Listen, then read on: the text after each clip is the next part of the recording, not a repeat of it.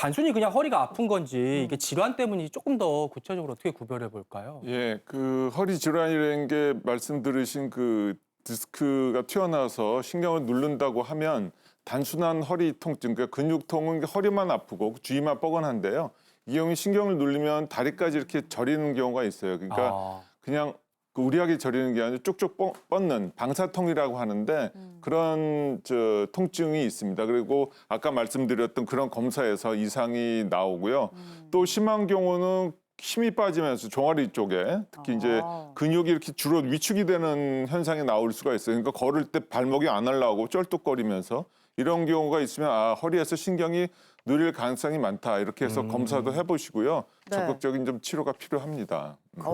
그렇군요. 그러니까 허리 질환의 종류별로 나타나는 증상도 조금씩 다른 건데 네. 구체적으로 저희가 정리를 해봤습니다. 하나 살펴볼게요. 자, 증상으로 보는 허리 건강 첫 번째 증상입니다. 방금 말씀하신 것처럼 허리와 또 다리, 발목까지 저려요. 이럴 때 방금 전해주신 신경이 눌려서 아파요. 허리 디스크일 가능성이 있다고요, 박 교수님. 예, 저기서 이제 디스크라고 하는 것은 이제 구조물이고요. 정확하게는 이제 추간판 탈출증, 추간판이라고 하는 디스크가 나와서 신경을 눌린 건데요. 한번 준비된 영상을 보시면은 이해가 좀 아마 쉬울 것 같습니다. 우리가 네. 평소에는 이렇게 잘 있던 그 디스크라고 하는 방석 같은 게 저렇게 뭐 과다 운동이라든지 안 좋은 자세가 오래되면 그 뼈 위를 뚫고 올라가는 경우도 있고요.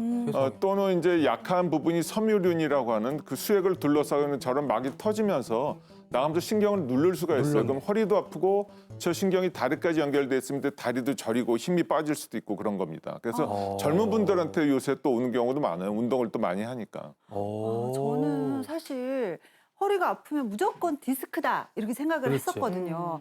그런데 신경이 어떤 부위를 눌려서 이게 디스크라고 얘기를 할 수 있는지도 궁금하고 또 하나는요.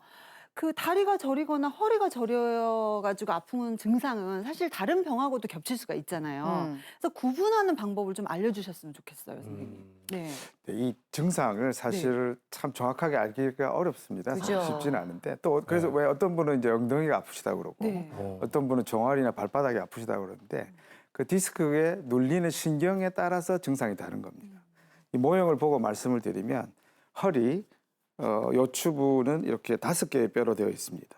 그래서 이 뼈와 중간에 있는 이 마디와 디스크, 이 뒷부분의 후관절 이쪽에 문제에 의해서 허리병이 생기는데 3번, 4번의 문제로 해서 이 신경이 눌리면 허벅지 앞쪽이 아프게 됩니다. 그리고 4번, 5번 신경 사이에 신경이 눌리면 다리의 바깥쪽, 종아리의 바깥쪽, 발등의 위치에가 이제 그 증상이 나타날 수가 있고 5번 신경하고 천추 1번에서 신경 사이에서 신경이 제일 아래. 눌리면 종아리 뒤쪽 그리고 발바닥 이렇게 아플 수가 있습니다. 즉 디스크는 눌리는 신경에 따라서 그 증상이 다르게 되는 거죠. 그래서 그런지 진짜 말씀하시는 게 다 달라요. 부위도 다양하고 뭐 어떤 분들은 알이다, 저리다, 당긴다, 쑤신다 뭐 여러 가지 통증을 호소를 하시는데 네. 단순한 근육통인지 디스크에 의한 통증인지 이걸 좀 더 구체적으로 구분해 볼까요?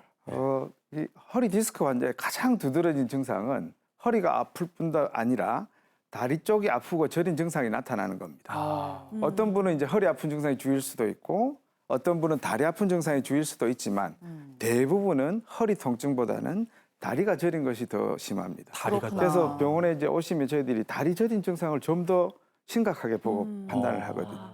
문제는 우리 허리병의 이제 초기일 때는 단순한 염자나 네네. 근육통 같은 것들이 잘 생기는데 예. 이때도 허리나 엉치 쪽이 아플 수가 있어서 그래요? 사실 구별이 쉽지가 않습니다. 근데 이게 통증의 양상이 좀 다르다는 거죠. 그래서 허리병의 이렇게 통증의 양상이 다른 거는 좀 이유를 설명해 드리면 아까 말씀드렸듯이 허리병이 생기는 원인이 이 마디 사이에서 생기는 겁니다. 예. 이 마디 사이에 생겨서 이게 근육이 약해서 생기는 거기 때문에 이건 불안정성이 있는 거죠. 이 불안정성 때문에 생기는 초기에 이제 근육통이나 염자 같은 경우에는 이 통증 부위 이 마디 그리고 그 주변이 아플 수가 있고 허리 주변. 예 그리고 이 근육이 붙어 있기 때문에 이 근육이 퍼져 있는 연관된 근육 부분들까지 좀 더 떨어져서 아플 수가 있습니다. 예, 예. 그럴 때는 이제 욱신욱신한 상태의 통증이 나타날 수가 있고 욱신거림. 예, 욱신욱신하죠. 네. 그 다리 쪽이 그 허리 디스크 환자의 전형적인 증상은 네. 다리 쪽이 저린 증상이 나타나요. 오, 다리 쪽으로. 화끈하고 저리는 증상은 오. 디스크로 봐야 된다. 그러니까요. 일단 다리까지 아프다 하면 병원에 가서 정확한 진단을 받아보셔야 될 것 같고요. 임의로 판단하지 마시고 좀 전문의 감별을 받아보시는 게 더 정확할 것 같습니다. 그렇죠.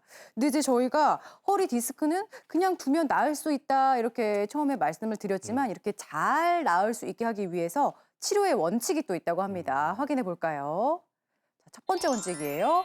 디스크 치료의 시작은 바른 자세와 운동이라고요. 박 교수님. 네, 그 처음에 이제 허리가 왜 아픈지 자세히 보려면 뭐 검사도 있고 다 중요한데요. 치료 원칙은 이제 바른 자세와 운동입니다. 그래서 허리병의 최고의 명의는 환자 자신이라고 그러죠. 그 책임도 자기한테 있는 겁니다. 뭐 남편, 아내, 뭐 애들, 직장 상사 때문에 허리 아픈 게 아니고요. 자기 때문에 아픈데. 엉망이 되죠. 네, 그렇죠. 보통은 나쁜 자세하고 또 운동 안 해서 생기는 경우가 많기 때문에 예. 여기에 대해서 이제 관리를 평소에 하셔야 되는데 네. 질문을 하나 제가 드리면은 네. 퀴즈요. 예, 허리에 제일 안 좋은 자세가 어떤 걸까요? 허리 안 좋은 보기가 거좀 있네요. 나오네요. 여기가 있네. 자, 서 있는 1번. 자세, 앉아 있는 자세, 누워 있는 자세, 물건을 들고 서 있는 자세. 아유, 이거는 뭐 정답이 뭐 그냥 눈에 보이는 걸요. 보이나요? 지금 보니까 네. 물건을 들고 서 있는 자세 와. 이거는 진짜 나쁠 것 같아요. 왜냐하면 이건 관절에도 안 좋아. 이게 무게를 많이 들면 그렇죠. 몸이 안 좋을 것 같아요. 팔도 그래서 저는 아프고. 네, 4번. 4번이 이다. 정답일 네, 그럴 것 같은데요, 맞습니다. 진짜? 네. 보통 이제 보기 4개 중에 제일 긴 게 정답인 경우가 많죠. 그래서 이제 4번인데요. 허리는 이제 누워 있으면은 중력을 안 받기 때문에 우리가 이제 인류가 서서 편하네요. 있기 때문에 네. 이제 네. 생겼다 그랬잖아요. 그래서 그걸 갖다가 이제 제일 편안한 자세로 치면은 그런데 생각해 보면 그러면 서 있는 게 제일 힘들 것 같지만 오히려 또 앉아 있는 게 안 좋습니다. 앉아 있으면 압력이 더 가고요. 근데 허리에 안 좋은 거는 우리가 몸을 굽히고 돌리고 뭐 이런 건데 그래서 서서 이렇게 물건을 들고 있으면 화면에 보시듯이 서 있는 것보다 앉아 있는 게 더 압력이 디스크에 많이 가고요. 네. 이제 뭐지 물건을 들고 몸을 앞으로 굽히면 아주 몇 배가 더 그 압력이 많이 가기 때문에 저런 저 허리에 압력이 많이 가는 자세나 안 좋은 동작은 거네. 피해야 됩니다. 그러니까 뭐 택배 상자 같은 거 이렇게 화분 같은 거 이렇게 드는 건 굉장히 안 좋은 거네요. 예, 허리를 펴고 무릎을 안 굽힌 상태에서 들면은 네. 삐끗해서 문제가 생길 경우가 많습니다. 그러니까요. 나쁜 자세부터 각별히 좀 조심을 해야겠고요. 그다음 이제 수술의 원칙인데요. 한번 볼까요? 네. 디스크 수술은 신중하게 결정해야 된다. 당연하죠, 이거는. 맞아요. 허리 디스크라 하면은 사실 수술을 권해도 해야 되는 건 맞지만 수술을 권해도 내가 아파 죽을 지경이 아니면 사실 수술하는 게 선뜻 되지가 않거든요, 선생님. 맞아요. 어떤 경우에 수술을 해야 되는지 또 궁금해요. 네, 맞습니다. 네. 환자분들 많이 고민하시죠. 그렇죠. 그렇죠. 그래서 이제 앞서 말씀드렸듯이 전체 디스크 환자 한 10%, 20% 정도만 수술까지 진행을 하게 됩니다. 그래서 중요한 게 내가 수술을 받아야 것이 꼭 필요하겠구나라는 판단을 정확히 받아보는 것이 이제 중요한 것이 되겠죠. 네. 그렇게 판단을 받아봐서 신중하게 결정을 해서 수술해야 된다면 가능하면 빨리 하는 게 좋습니다. 왜냐하면 신경이 이미 많이 손상된 이후에 수술을 하면 똑같은 수술을 하더라도 이미 신경이 손상이 되어 있기 때문에 회복이 느리고 더디고 그래서 예후가 나쁠 수가 있기 때문입니다. 그래서 수술이 필요한 경우는 다리에 마비가 있거나 마비. 아까 말씀드린 데 대소변 장애까지 올 수 있는 마비거든요. 근데 그 마비가 발목, 발가락을 들어올리기 어렵다든지 또 걸을 때 다리를 쩔뚝쩔뚝하고 걸을 정도의 증상이 있다면 수술을 하는 것이 맞을 것 같습니다. 한 가지 중요한 거는 네네. 허리 치료 방법은 사실 다양하고 전문가인 의사들 사이에서도 약간씩 의견이 다르기 때문에 네. 적어도 한 두세 분 정도의 전문의 의견을 들어보시는 게 좋겠고 이때 중요한 거는 어떤 치료 방법이 되었든지 의학적으로 꼭 증명된 사실 많은 치료법이 있는데 그중에 다 증명되지는 못했거든요. 네. 그런 방법으로 수술을 받거나 치료를 받는 것이 좋을 것 같습니다.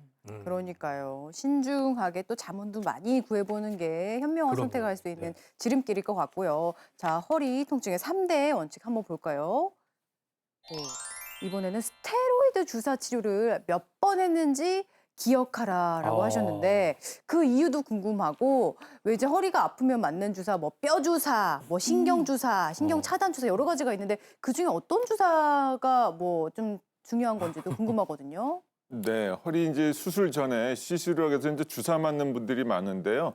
거기에는 이제 많은 경우가 이제 국소마취제가 들어가 있고요. 여기 보이시는 건 스테로이드 주사라고 하는 게 있는데, 스테로이드는 염증을 갖다 완화시켜주는 아주 강력한 그런 약제입니다. 그래서 신경이 눌려서 염증이 생겨서 아픈 데는 효과가 있기 때문에 무릎에도 이제 뭐 관절염일 때도 이렇게 하죠. 네. 그런데 이 스테로이드라고 하는 약물이 효과가 좋은 것만큼 합병증들이 많아요. 특히 이제 자주 장기간 하게 되면 이게 일종의 호르몬이기 때문에 우리 몸의 호르몬 체계를 망가뜨려 가지고 뭐 고혈압이 올 수도 있고 또 주변 조직이 약해질 수가 있어요. 그래서 그 또 이제 여러 병원에 다니면서 맞게 되면은 의사들이 그렇지. 이걸 모르는 수가 있습니다. 맞아요. 요새는 약물은 전체적으로 이렇게 모니터링하는 시스템이 있는데 이 주사 치료는 그렇지가 않아요. 그래서 본인이 몇 번 어디를 이렇게 맞았는지 알고 계시고 그 병원에서 계속 하면야 물론 기록이 있지만 특히 다른 병원 가서 또 무슨 주사 치료를 한다고 할 때 이거를 얘기를 해 주셔야 됩니다.